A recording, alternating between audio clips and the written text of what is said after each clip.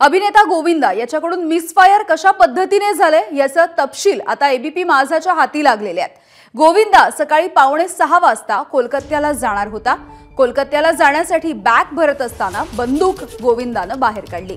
बंदुकीमध्ये 6 गोळ्या होत्या आणि त्यापैकी एक गोळी मिसफायर झाल्याची माहिती आता समोर आलेली आहे। बुलेट वुंड था पाँव में, फिर हम उनको यहाँ लाए सुबह, उनको ऑपरेशन हो गया, बुलेट निकल गई है, उनको अभी वुंड सील हो गया है and he is comfortable, he is otherwise okay and he has been admitted here and he will be in the hospital for 1 or 2 days and otherwise everything is okay। Sir गोली कहाँ पे लगी थी sir? गोली कहाँ पे लगी? गोली उनको left पाँव में, घुटने के थोड़ा नीचे लगी है पाँव में। कितना बड़ा जख्म था सर? गोली आर पार कर गोली तो आर पार नहीं हुई है, गोली बाहर से लग के अंदर अटकी हुई थी। ब्लीडिंग एक्सेस हो गई थी सर? ब्लीडिंग हो रही थी, कोई सिकनेस है सर? नहीं ऐसा कुछ नहीं हुआ, ब्लीडिंग हो रही थी बट वो ठीक है, ब्लीडिंग रुक गई उसके बाद। सर उन्होंने आपका शुक्रिया अदा भी किया कि बहुत मुश्किल उनके वो मेरे फैमिली के जैसे हैं। अभी क्या उनको लेकर हॉस्पिटल कौन आया था सर? इसके बारे में मैं आया था हॉस्पिटल के साथ में, मैं था, उनकी डॉक्टर थी और मैं था।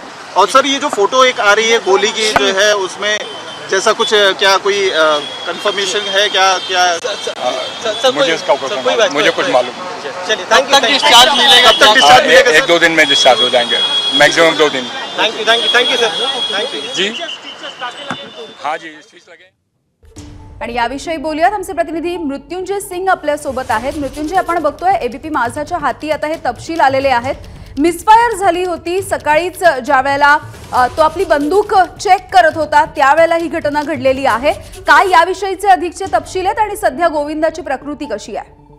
यामिनी, गोविंदा जो ॲक्टर गोविंदा आहे तो कोलकाताला जाणार होता आणि कोलकाताला जाण्यासाठी 5:45 वाजताची एक मुंबईहून फ्लाईट होती आणि 4:30 वाजता तो आपल्या घरातून निघणार होता आणि त्याच्यासोबत मुंबई प्रोटेक्शन ब्रांचचे एक पोलीस अधिकारीही होते, कारण त्याला सुरक्षा दिली गेली आहे आणि मुंबई पोलीसचे एक अधिकारीही त्याच्यासोबत जाणार होते। 4:30च्या दरम्यान जेव्हा गोविंदा घराहून निघणार होता त्याच वेळी त्याचा जो जुना रिव्हॉल्वर आहे तो रिव्हॉल्वर एका बॅगमध्ये ठेवून तो कब्बडमध्ये ठेवत होता आणि बॅगमध्ये ठेवताना तो रिव्हॉल्वर खाली पडला आणि मिसफायर झाला आणि मिसफायर झाल्यामुळे एक जो गोळी आहे ती गोळी त्याच्या पायामध्ये लागली आणि जो रिव्हॉल्वर होता तो लोडेड रिव्हॉल्वर होता, त्यामध्ये 6 बुलेट्स होते आणि नंतर जेव्हा फायरिंगची आवाज आली तेव्हा तिची मुलगी टीना त्या रूममध्ये आणि ते काम करणारा एक मुलगा जो रूममध्ये होता तो समोर आला आणि एक सिक्युरिटी कर्मी जो मुंबई पोलीस कर्मी आहे तोही समोर आला आणि गोविंदाला घेऊन ते क्रिटिकल केअर हॉस्पिटलला नेण्यात आला। त्यापूर्वी गोविंदाने आपल्या पत्नी सुनीताला, आपले भाऊ जे आहेत त्यांचे सांताक्रूजला राहतात त्यांनाही फोन केला आणि घटनाबाबत माहिती दिली आणि सांगितलं की एक मिसफायर झाल्यामुळे हा पायात गोळी लागलेली आहे। क्रिटिकल केअर हॉस्पिटल इथून 1.25 किलोमीटरच्या अंतरावर आहे आणि तिथे त्यांना दाखल करण्यात आला।